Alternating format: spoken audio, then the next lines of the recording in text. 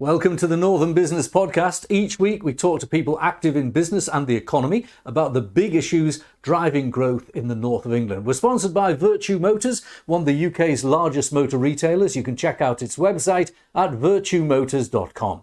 I'm Graham Robb, owner of Recognition PR. We help scores of businesses promote their products and services. Some are featured on this podcast sometimes. Make sure you don't miss an episode by subscribing on YouTube or wherever you get your podcasts. Now, we haven't got anyone in the studio today because we're all down the line and there's a football reason for that, which we'll get to a little later. But down the line, we've got Dr. James Callaghan, who's Regional Director of Northern Yorkshire and Humber at the Institute of Chartered Accountant of England and Wales. And also, down the line, we've got the entrepreneur and consultant, one of the most positive people you'll ever get to hear on this programme, and that's Ammar Mirza, and he's on the line from Newcastle. Later in the programme, my colleague Jamie will be speaking with Louisa Harrison-Walker, who's chair of the Sheffield Chamber of Commerce. So, gents, welcome to the programme from your respective offices. Welcome to the Northern Business Podcast. James, can I start with you? Today, here we are in the middle of December and the growth figures for October were published. They were a little disappointing because they said that the economy had fallen back by about minus 0.3%. Yeah. Not 3%, 0.3%. 0.3, yep. Now, is this any great shakes? It went up by 0.2 last month and it went up by 0.1 the month before, so it's flatlining. Do these bits of data really make a difference? Obviously, it does make a difference and it is significant, but it's not unexpected. To be, frank, it basically shows that interest rates are doing their job to pull down inflation. Yeah, and inflation's been the litmus test of the government and economic policy throughout the Western world, hasn't it? Absolutely, yeah. And inflation, although while it's actually dropped, so across the world in various countries, the rate has been different, but hasn't gone away yet. So I think the Bank of England will, and certainly tomorrow, I can't see any change in interest rates. I think it will keep it as it is because it's shown that it's actually doing its job. But the downside of that is that you basically subdued the economy, and that's reflected in the figures that was released today. Well, so it's no great surprise. The Recognition PR, together with Clive Owen LLP, run two shadow MPCs, one in Yorkshire and one in the North East. And both the shadow MPCs, for the first time since we've been running them, and we've been running them since 2009, so 14 years, both were absolutely unanimous that there should be no change, that the bank was right not to reduce interest rates, but to keep on with the tactic of conquering inflation. Would you take that view if you were on the Bank of England committee? Absolutely. And I think there's also some of the interest rate rises that have taken place haven't actually made their way through to the market yet. So there's still a lot of people on fixed rate mortgages that, haven't had the impact come through. So I think that they need to sort of keep the level as it is for a bit longer till they can see that inflation definitely is coming down. There's still some factors there that potentially push it up because we're still seeing sort of wage inflation, wage growth, and there's danger you get into a spiral then. So we have to be careful that, but what's coming down, but we have to be, keep to it, and it will actually, continue to drop. Now, your members are the accountants. They're the people who see firsthand the numbers, and management accountants see them contemporaneously as well. And they will be looking at the issue of wage growth. Wage growth was 7.3% when it was announced on Tuesday this week. Now, that's considerably more than inflation. So there is still, in the economy, some effective catching up among the workforce when it comes to cost of living. Exactly. And you even saw it in the autumn statement there last week, raising the national living minimum wage. That will then have an impact as well because that will then feed through to potential wage inflation because you then have to maintain differentials on pay as well. Of course. And again, that's something that potentially the government has to look at. Balancing it all off, the wage growth of 7.3 compared to inflation of 4.6, I think, means there's a gap where people are notionally better off. There is also the potential of the national insurance, not tax cut, filtering through to people's wage packets in January, which is helpful. So do you think those measures will contribute to keeping the economy stable rather than falling further? Because people are focusing on inflation, but there is the other problem, potentially, of recession or deflation. Well, I think that there's still a potential of a mild recession. And if you look at, even though the Chancellor announced the national insurance reductions, we've still got the fiscal drag. So in a sense, he's giving with one hand and taking away with the other. Yeah. And I think the issue, without getting into the politics behind it, the challenge for the Chancellor is he has to manage the economic cycle at the same time as the political cycle. And at the moment, they're out of sync. Yeah, they certainly are. Now, we've talked about the official data. One of the things that's really interesting from your organisation is your dipstick data, your confidence index, where you're polling businesses. And by the way, I've just looked at the way you do it. It's 1,000 telephone interviews among your members. Now, this is a really interesting bit of data because it's real among people who are active in the business community based on real knowledge. This isn't about asking people how they feel about the world. This is facts, not feelings. Can we just look at some of the results you've got? We'll talk about the North East. You've printed me out the North East one, but please throw in the North West and Yorkshire as well if you've got any of the data.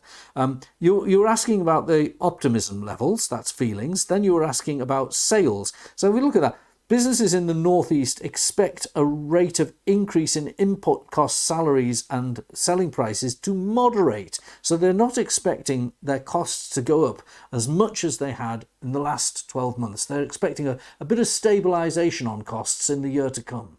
That surely is good news. Absolutely, yeah. And again, that's a result of, inflation and those input price pressures actually starting to come down, particularly around sort of energy prices.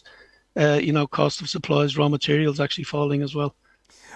You've also found that companies plan to raise their staff levels. Now, I wasn't expecting this, but among the people you surveyed, again, people actually working in businesses in a position where they've got real sight of what's happening, you're saying that numbers in employment will go up, albeit more slowly than the last few months, last year. But I would have expected in some way that maybe unemployment would start to go up again. Maybe staff vacancies wouldn't be the big issue. Yeah, well, in a sense, the staff vacancies is sort of an ongoing problem. We haven't actually sort of closed off all those. This has been an issue for probably the last 2 or 3 years, particularly around sort of non-management skills. Were these this kind of data, was it similar across the north? Because I've got the northeast figure there. What kind of sentiment did you get in the northwest? And yeah, it's more or less similar. There's not much differences across the regions. While you'll see that the confidence monitor says that business confidence is at least positive, it's what we'd call a fragile confidence. Yeah, there's a lot of things that could happen that could knock her off. Okay, yes. So there's, as you say, fragility, and then we looked at this is something we don't see a lot of data on regularly. It's exports.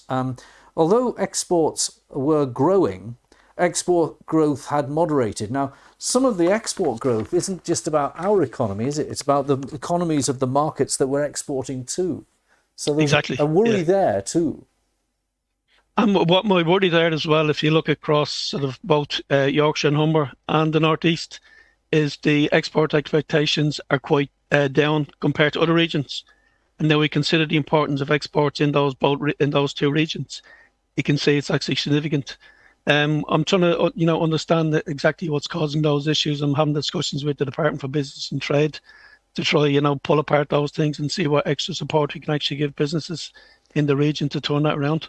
Do you feel, albeit that this survey of yours and the recent data is quite flat, that it's a necessity that it's flat at the moment? You were talking about inflation, but we've been through a turbulent period. Maybe stability is needed. Absolutely. But I think the issue is that, as you said, the markets that we're exporting to, if you look at, Germany's basically sort of in recession. The economy there hasn't been too good for quite a while.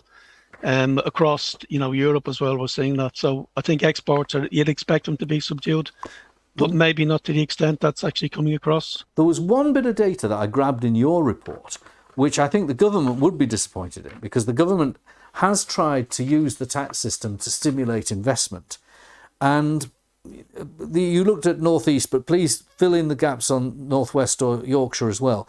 And it was saying that capital investment growth was reasonably stable, but maybe a little bit stronger than national average. But investment, it hadn't picked up in the way that maybe government had hoped by these incentives. What are you seeing on the front line?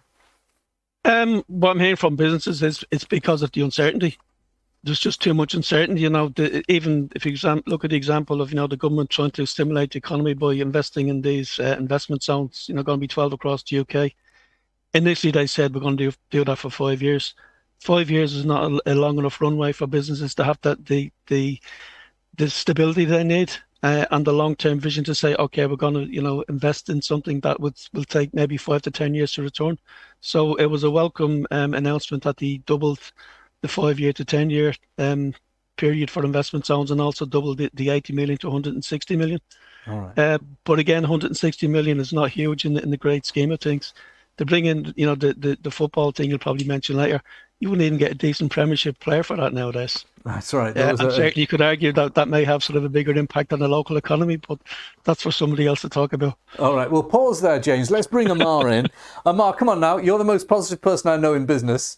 I've known you ages. I'm going to talk about your business clubs and so on in a minute. But in general, in your rather large ecosystem, in the northeast of England, where you run your business clubs, do you feel the same sentiment that you've heard from these reports and this data?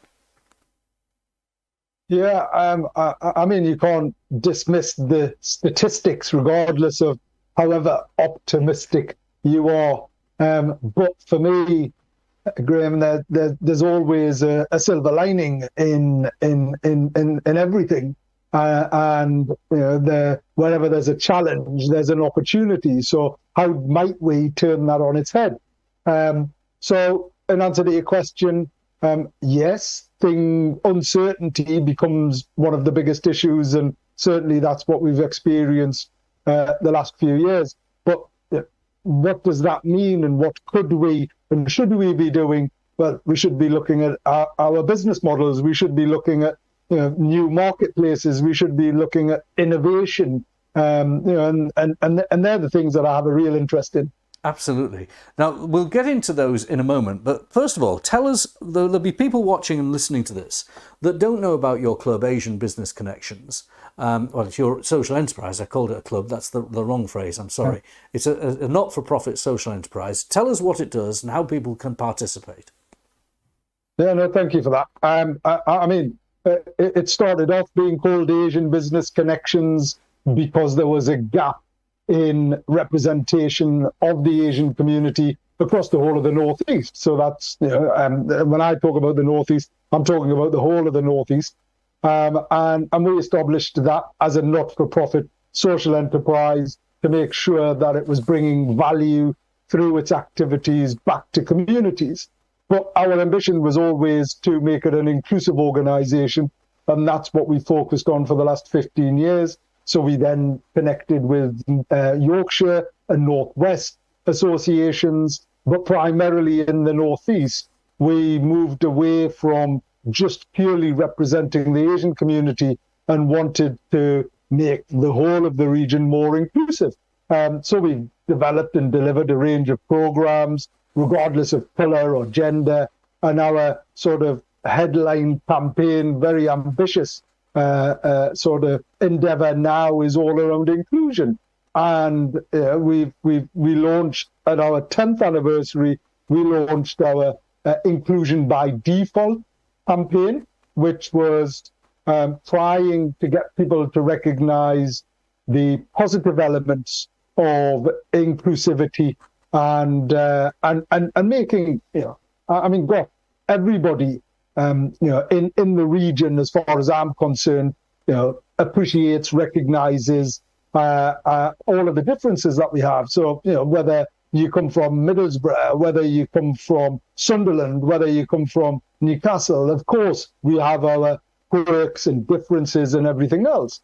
But it's a great thing, right? It's and it's those differences that make us who we are, and celebrating them. So it's not just about local elements. It's about gender. It's about background. It's I'm one of the reasons why I think I'm as positive as I am is because I was born in Newcastle, and we're particularly, the whole of the Northeast is particularly proud, positive, and passionate.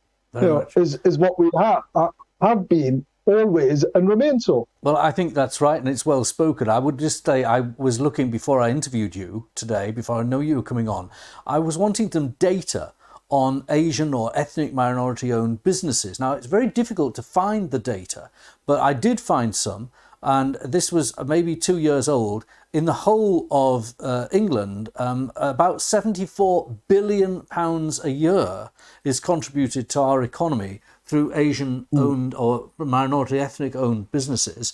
I mean, that's worthwhile inclusion. Everyone wants a bit of that. Everyone wants that kind of contribution, because that's a solid, positive contribution. And, you know, we were just talking about the way we're exporting and the traditional European exports to places like Germany, which are in recession. But you personally have started a campaign to export to areas you know. And I want to talk about that, because this is a very valid contribution to our economy. And that's your initiative with Saudi Arabia. So tell us how this initiative came about, and do you think your own background and your connections has helped facilitate it? So thank you for that, Graham. And as my own background or relationships contributed, I suppose awareness is always a positive thing, and understanding. Our endeavour around internationalisation has been going on for quite some time. So I've led on a number of trade visits to India for the last sort of 12 to 15 years, very successfully. And it was on the back of that. You know, we recognised one of the largest countries in the world, high population, you know, fastest growing, various statistics, relationship with you know, Britain in itself and the legal system and the ease of doing business. So that's where it really stemmed from. But more recently, you know, the relationship with Newcastle United and Saudi, and having ventured across to Saudi just literally a few weeks back on the invitation of Saudi Business Links, you know, I was blown away by the opportunity, the welcome, the warmness, and you know, and I appreciate that when people think about Saudi, there's a whole range of biases and lack of understanding that exists, and I can understand that.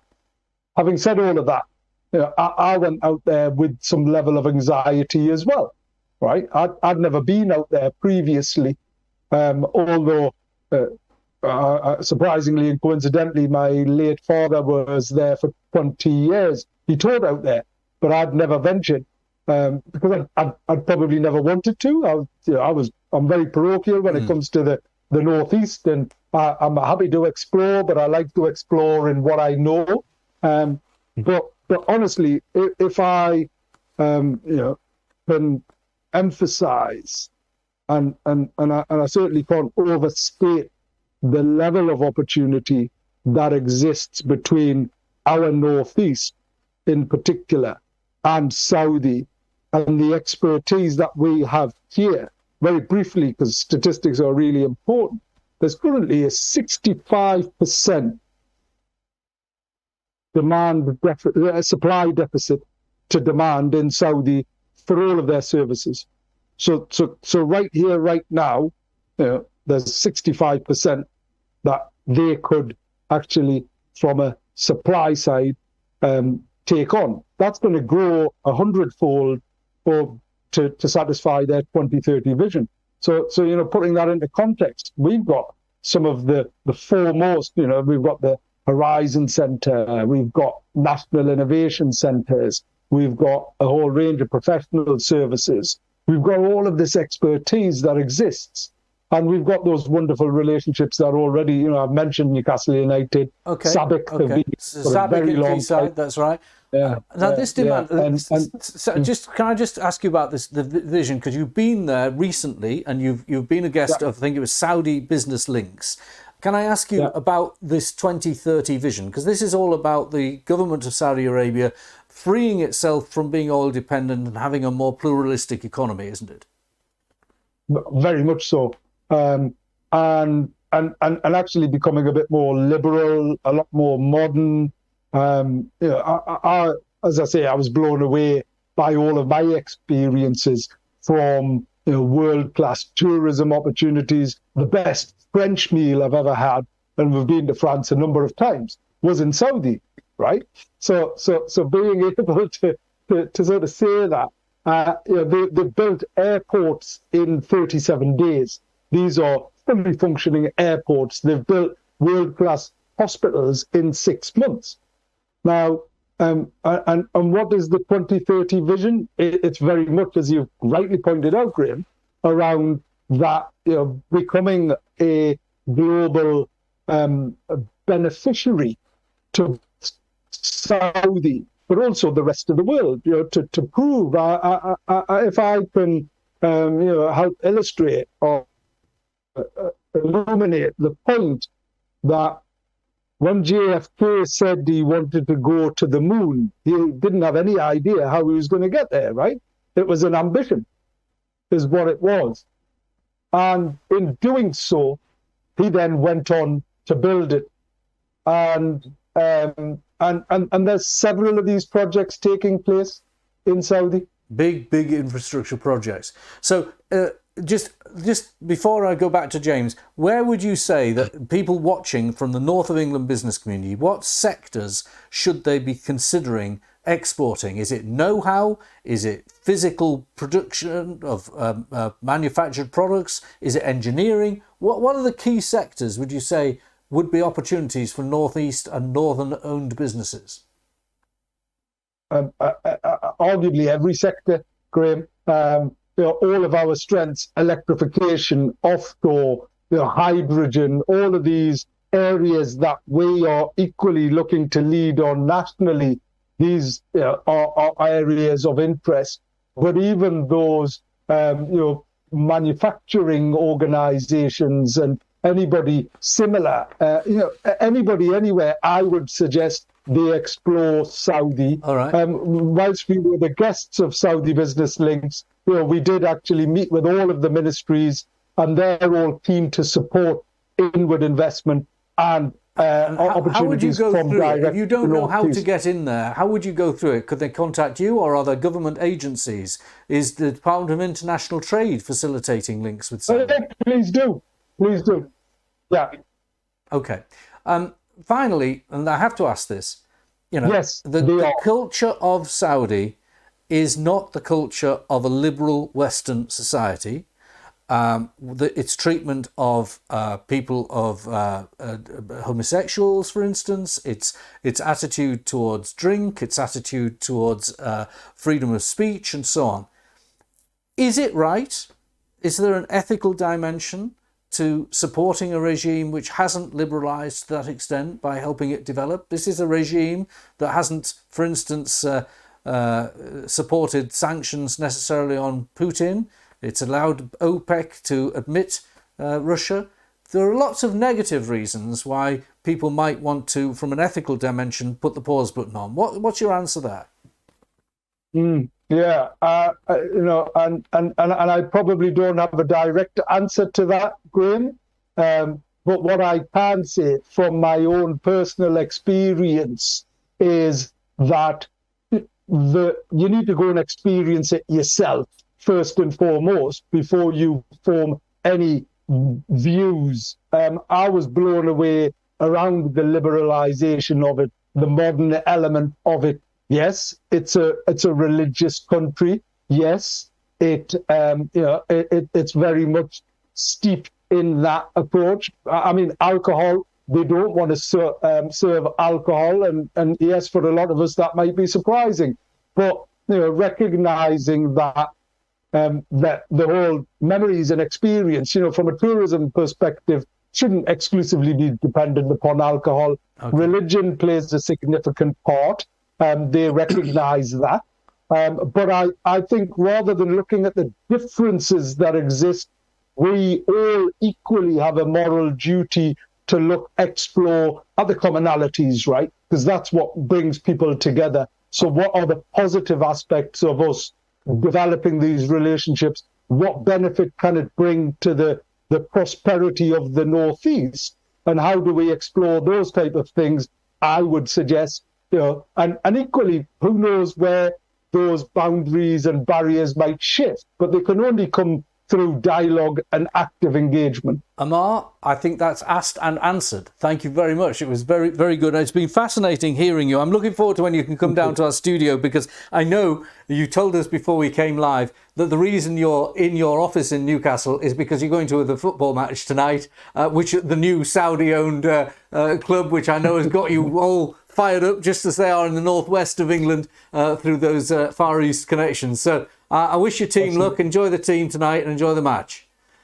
James, I'm going to round up with you. What did you think of what Ammar had to say about the reaction to some of this data that you have is to be positive, and some of the data doesn't reflect the actions that the data itself will cause?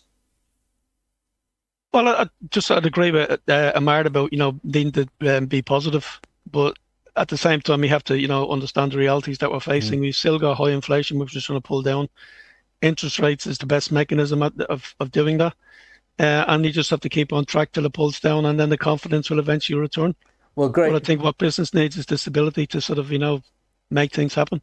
Thank you, James. Setting it all into context. And Ammar, thank you for being your usual positive self. I wish you very, very good luck if you are helping forge connections between North of England and Saudi Arabia. It's called Asian Business Connections. Ammar Mirza, please look at him on LinkedIn. He's very approachable. Now, over to my colleague Jamie. He's speaking with Louisa Harrison-Walker, who's the chair of Sheffield Chamber of Commerce. Thanks, Graham. I'm really delighted to be joined by Louisa Harrison-Walker, who is the Chief Executive of the Sheffield Chamber of Commerce. So before we get into it, Louisa, tell us a bit about the Chamber of Commerce and what it does for Sheffield. Sure. Hi, nice to meet you. Thanks for having me. Nice to meet you too. So Sheffield Chamber of Commerce, we're one of the oldest commerces in the Chamber of Commerce in the UK. So we're one of 53 accredited chambers. And effectively, we exist to try and help make the ecosystem the best it can be to help businesses, charities, social enterprises thrive and survive, really. So we've got about 1,000 members, and across public, private and third sector. So from micro SMEs right up to sort of huge anchor institutions. And we support them really by helping them grow their people through training and workforce development, grow their networks and grow their markets through our international trade departments. Okay, excellent. So we're coming to the end of 2023. And as usual with these sort of things, we look forward to next year. So what role will the Chamber play in improving that ecosystem for businesses in Sheffield in 2024? Okay. I'm really conscious that there's sirens going past in the background, so I apologise for that. No, that's fine. That's fine.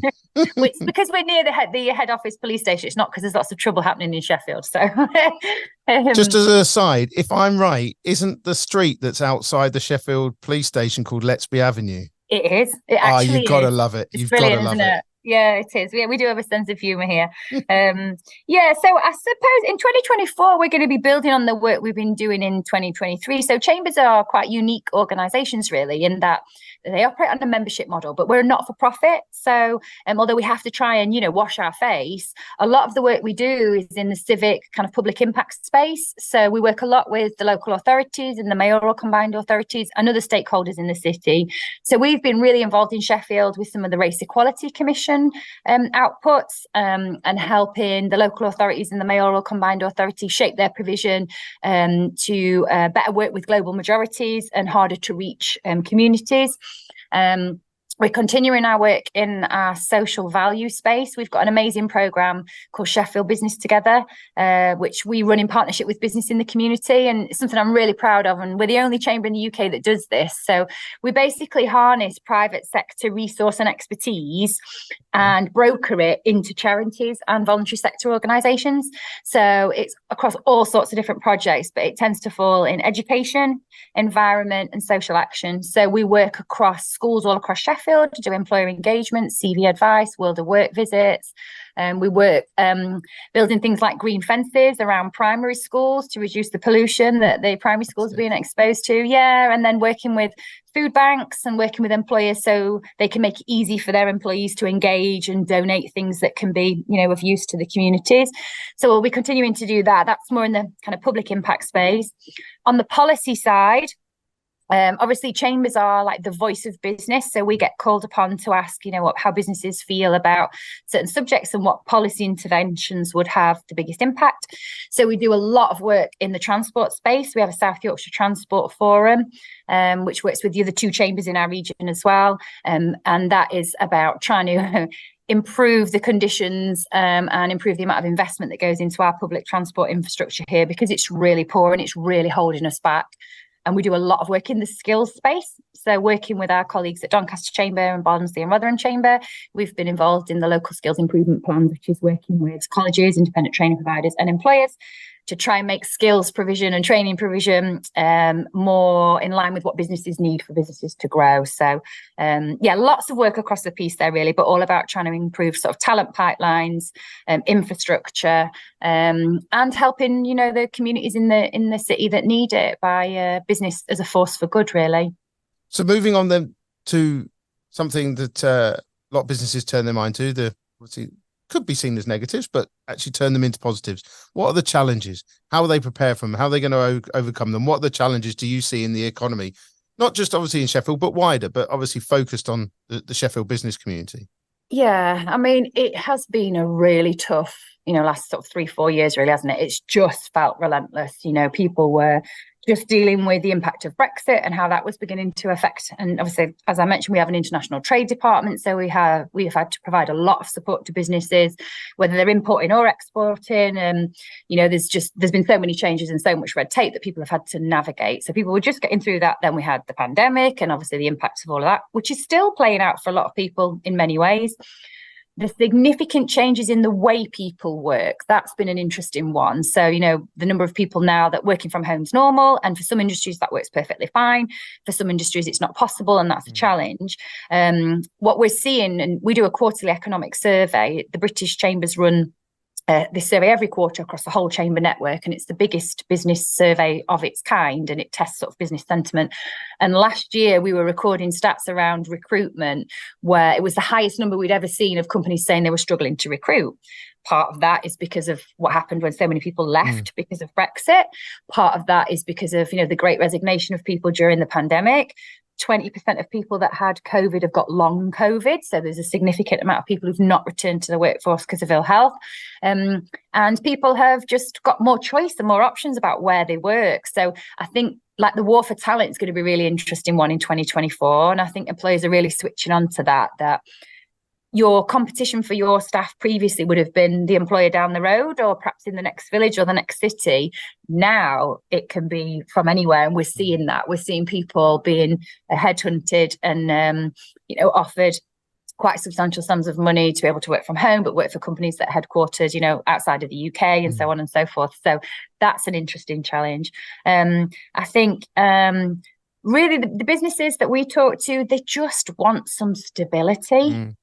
We've had so much change and, particularly with government, just so much change, constant change. It's really difficult to make any traction, particularly on the policy side, when the minister is just constantly changing and the leadership is constantly changing.